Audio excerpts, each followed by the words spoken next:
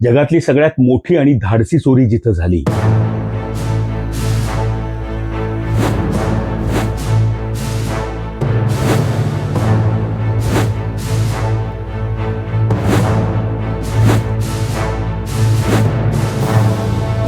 €88 million किमतीचे दागिने आणि जडजवाहीर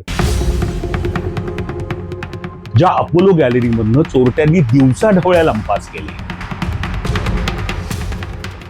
त्या पॅरिस मधल्या लूर म्युझियमचं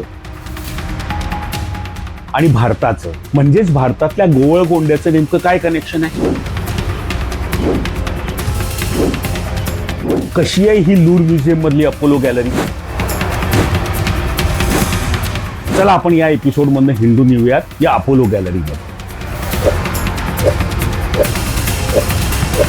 नमस्कार, मी संतोष कोल्हे आणि तुम्ही पाहताय जेथे जातो तेथे.